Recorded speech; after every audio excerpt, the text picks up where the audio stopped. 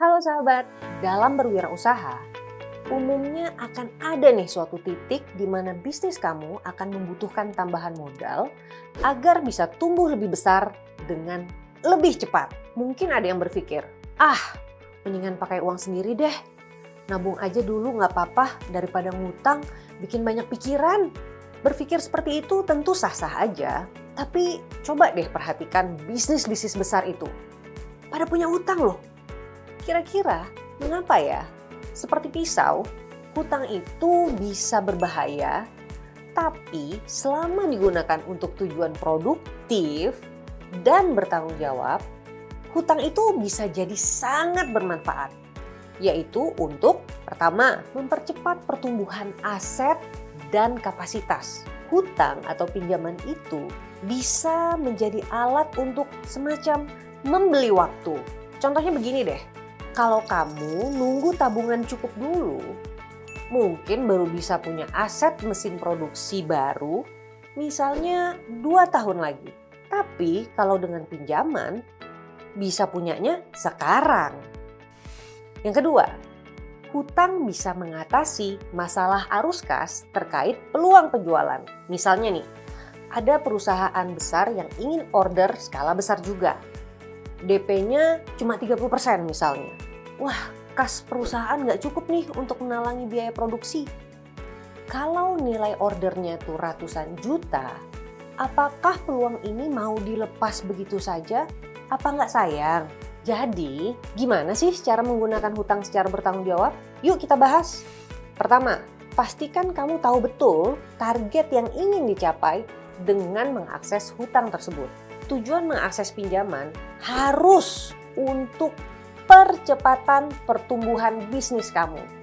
Dalam bisnis, berikut adalah contoh alasan meminjam yang benar.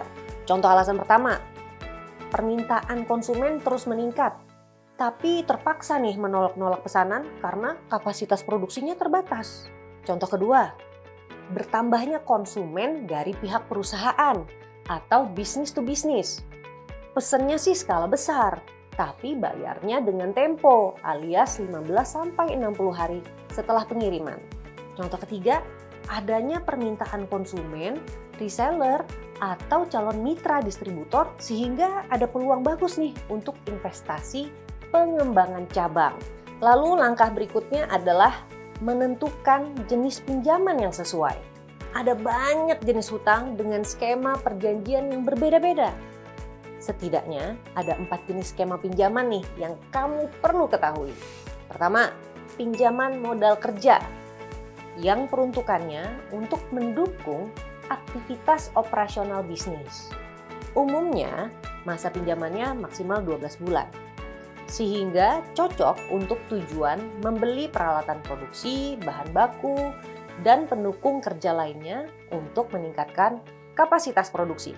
Untuk nilai pinjaman di bawah 50 juta, biasanya masih bisa nih tanpa agunan fisik seperti BPKP motor atau sertifikat tanah. Yang kedua adalah pinjaman pay later. Umumnya tersedia pada platform digital e-commerce. Ini cocok untuk pembelian barang pendukung operasional bisnis seperti freezer, laptop, HP, atau mesin sealer. Semakin bagus rekam jejak hasil penjualan kamu di e-commerce tersebut, semakin mudah nih kamu mendapatkan fasilitas pinjaman ini. Yang ketiga, pinjaman skema dana talangan. Bahasa kerennya invoice financing. Ini cocok untuk tujuan menjembatani arus kas. Karena pinjamnya bisa 1-3 bulan saja. Misalnya untuk dana talangan produksi atas pesanan yang dibayarnya masih 30-60 hari kemudian. Di skema ini, surat tagihan atau purchase order lah yang bisa digunakan menjadi jaminannya. Keempat, pinjaman investasi. Nah, ini pinjaman jangka menengah panjang, biasanya di atas 1 tahun. Sehingga cocok untuk mendukung tujuan ekspansi. Misalnya nih, mau ekspansi ke kota lain. Jadi perlu bangun workshop atau renovasi toko dulu, rekrut dan latih SDM dulu. Jadi baru bisa jualan setelah 6 bulan. Umumnya nominal pinjamannya juga besar dan membutuhkan agunan nih. Berikutnya, pastikan kemampuan untuk membayar cicilan. Secara prinsip, bank dan lembaga keuangan mengukur kemampuan membayar dengan batas maksimal 30% nih dari penghasilan. Dalam dunia bisnis, penghasilan itu ya dikaitkan dengan keuntungan atau profitnya. Jika misalnya perkiraan rata-rata profit usaha adalah 10 juta per bulan, maka kemampuan mencicilnya sekitar 3 juta per bulan. Terakhir nih, hitunglah biaya pinjamannya dengan teliti. Seperti barang, sebaiknya kan kita cari dulu nih beberapa perbandingan agar bisa beli dari penjual yang membeli harga terbaik kan? Apalagi kalau nilai pinjamannya besar. Selisih tarif biaya 1-2% aja, dampak nominal jumlah uangnya bisa besar loh. Biaya pinjaman itu bukan hanya terkait biaya bunga atau margin bagi hasil kalau syariah.